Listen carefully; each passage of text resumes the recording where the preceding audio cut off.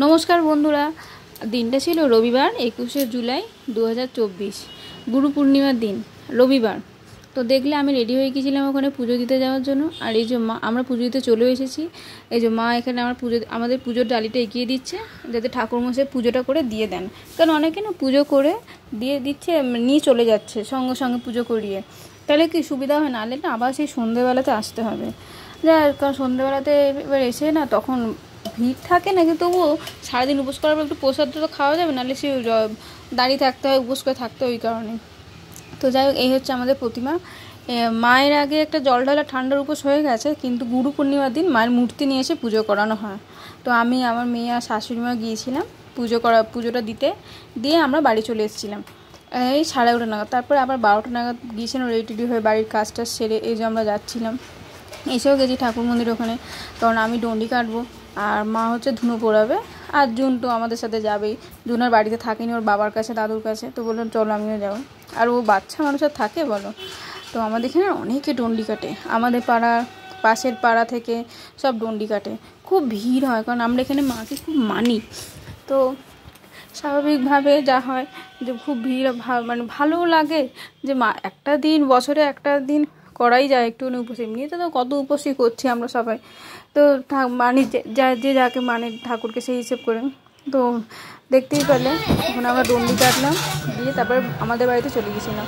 মা এখানে দেখো কত কিছু রান্না করছে, ডালিয়া, পটল ভাজা, আলুর দম, লুচি, আর মিষ্টিও ছিল। তো যাই হোক, আমি আর খাইনি, কারণ আমার শাশুড়ি ধুনো পড়াবেন, চলে এসেছি এখানে।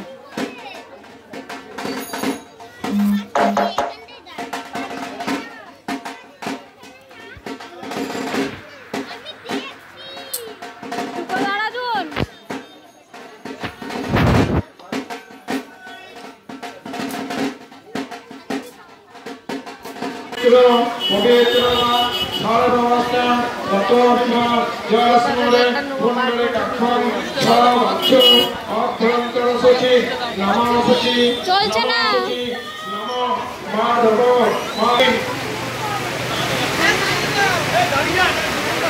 দেখতেই পেলে বন্ধুরা, ওখানে ধুনো পোড়ানো হলো, তারপর অঞ্জলি হলো। তো যাই হোক, দেওয়ার পর আমরা একটুখানি মায়ের আরতি দেখছিলাম, কারণ প্রচণ্ড বৃষ্টি পড়ছিল। যা সেই দিন আমাদের এখানে খুব বৃষ্টি হয়েছে। তো যেহেতু আসতে পারছিলাম না, যে দাঁড়িয়ে দাঁড়িয়ে মায়ের আরতিটা দেখছিলাম, দিয়ে আমি ভাবলাম আমি একটু ভিডিও করি, তোমাদের সবার সাথে শেয়ার করব। আচ্ছা, তোমাদের কিন্তু আমার এই ভিডিওটা কেমন লাগলো আমাকে জানাবে কমেন্ট করে, ঠিক আছে? তো ভালো লাগলে কিন্তু একটা লাইক করবে, শেয়ার করবে, আর আমার চ্যানেলটা সাবস্ক্রাইব করবে। তো এই দেখো, এখানে মায়ের আরতিটা দেওয়া হচ্ছে, সব আরতির তাপ নিচ্ছে সবাই আমরা। আর আমরা না এই 2-3টে দিন খুব আনন্দ করি। আর আমার বাপের বাড়ি, আমার শ্বশুরবাড়ি একই পাড়াতে, কিন্তু একটু ডিস্টেন্স, খানিকটা জাস্ট মানে এই 10-15 মিনিটের রাস্তা। তো সেহেতু আমাদের খুব মজা হয় এই 2-3 দিনে। এমনি সময় যাওয়া হয় না, মেয়ে আমার এত বদমাইশি করে। তো এই সময়তে খুব যাই, তো বেশ ভালো লাগে, সকাল বিকাল যাওয়া হয়, তো বেশ মজা হয়। তো এই যে বাড়ি চলে আসার পর বাড়িতে কাজ টাজ করে আবার সন্ধ্যাবেলায় যে আমি গিয়েছিলাম ওখানে, একটু আরতি হবে আর পুজো দেওয়া রবিবার এমনি, আর কি মেয়ের তো সেরকম কোনো কাজ থাকে না, তো একটু মায়ের ওখানে যাই। দিয়ে যেতে দেখি ওখানে খিচুড়ি ভোগ দিচ্ছিল। মাকে অন্নভোগও দিয়েছে, আমি আর সেটা না ভিডিও করা হয়নি, কারণ আমি আরতিটা শেষ হতে চলে এসেছি। আর এই যে আমার মেয়ে রেডি হয়ে দেখতেই পেলে আমার ক্যামেরার সামনে চলে এসছে। তো আমি বাড়িতে গেলাম একটু মায়ের কাছে, দিয়ে ওখান থেকে আবার মা, আমি, দিদি আমরা ঠাকুরতলাতে এসেছিলাম। আর দুপুরবেলা যেহেতু আমি খেয়ে দিয়ে আসিনি মায়ের কাছ থেকে, ওই জন্য মা বললো রাত্রিবেলা খেয়ে যেতে। তো এই লুচি, গরম গরম লুচি, আলুর দম আর মিষ্টিটা ছিল, মিষ্টির ভিডিওটা তোলা হয়নি। তো যাই হোক, তারপরে সেদিনটা কেটে গেল রবিবার। তারপর দিন সোমবার দিনকেও আমি গিয়েছিলাম, কিন্তু সেদিন সেমন কিছু ভিডিও করা হয়নি। আর মঙ্গলবার দিনকে গিয়েছিলাম রাত্রিবেলায়, যেমন খিচুড়ি ভোগ খাইয়েছে, খিচুড়ি, ছ্যাঁচড়া, আলুর দম, আমড়ার চাটনি, আর ছিল বোঁদে, আর হচ্ছে পায়েস। তো ভোগ যেমনই হোক খুব ভালো লেগেছে সবারই, জানি আমাদেরও খুব ভালো লেগেছে।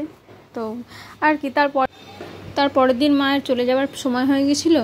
তাহলে এখানেই আমার এই ভিডিওটা শেষ করলাম। তাহলে তোমাদের কেমন লাগলো আমাকে জানিও। আমার এই ছোট্ট মায়ের পুজোর ভিডিওটা কেমন লাগলো অতি অবশ্যই জানাবে কিন্তু। টাটা।